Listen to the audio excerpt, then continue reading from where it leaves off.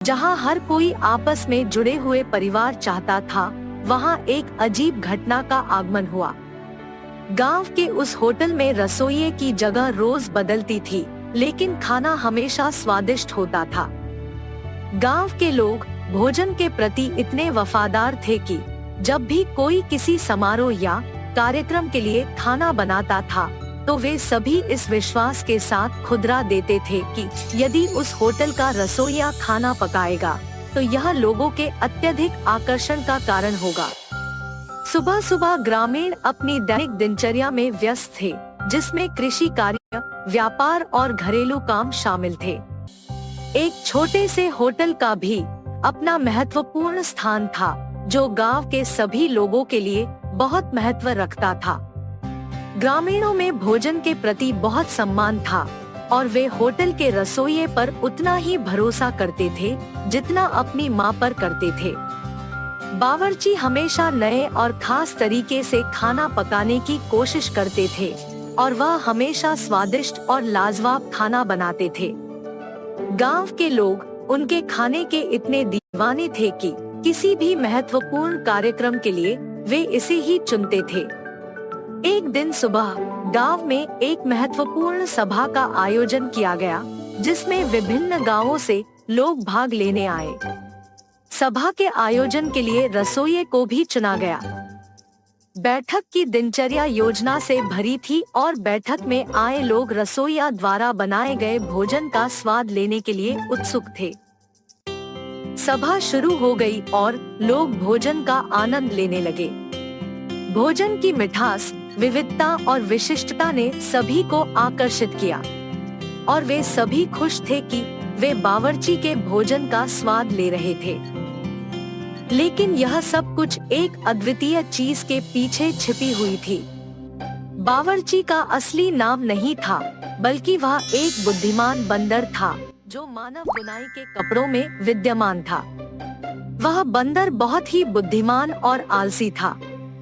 उसे लगता था कि मनुष्यों के खाने में सिर्फ वही आसक्त हो सकता है जो स्वादिष्ट हो। इसी विचार से उसने मानव बुनाई के कपड़ों में बदलकर खुद को होटल के बावर्ची के रूप में दिखाने का निर्णय लिया। बंदर ने अपनी चालाकियों से नए नए खाने बनाने की कोशिश की और वह हमेशा से देखता रहा कि उसके बनाए गए खाने से लोग मनोरंजन करें और उसके परिवार की तरह सहयोग करें। दिन रात की मेहनत के बाद उसकी चालाकियां कामयाब हो गई और उसकी खाने की विशेषता ने गांव के लोगों का दिल जीत लिया। उसके खाने से सभी अत्यधिक प्रसन्न थे और उसे सभी की सराहना मिल रही थी। लेकिन किसी को नहीं पता था कि रसोई के पीछे एक बंदर का हाथ है। इस अद्भुत योजना के पीछे बंदर की एक विशेष वजह थी। परिवार के अपार स्नेह के बावजूद उनका परिवार उनके साथ नहीं था। बंदर के पारिवारिक पिता की एक दिन गांव वालों ने हत्या कर दी, क्योंकि उसने किसी कारण से गांव के एक बच्चे की जान बचाने की कोशिश की थी। बंदर को गांव के लोगों द्वारा दिखाए गए स्नेह के बारे में तब पता चला जब वह अपने परिवार की मृत्यु का दुहक मना रहा था।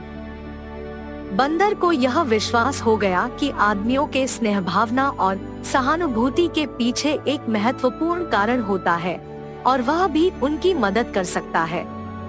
उसने यह सोचकर उनकी मदद करने का निर्णय लिया कि वह गांव के लोगों के लिए खाना बनाने में मदद करेगा। सभा के आयोजन के दिन बंदर ने फिर से एक अद्वितीय और स्वादिष्ट खाने की मिश्रण विधि तैयार की, जिससे लोग बिल्कुल ही मोहित हो गए। जब लोग उसके बनाए गए खाने का स्वाद लेने लगे, तो बंदर ने आत्मविश्वास से भरपूर होकर उन्हें बताया कि वह खुद बंदर है और उसने मानव बनाई की बुनाई में खुद को छिपाया है।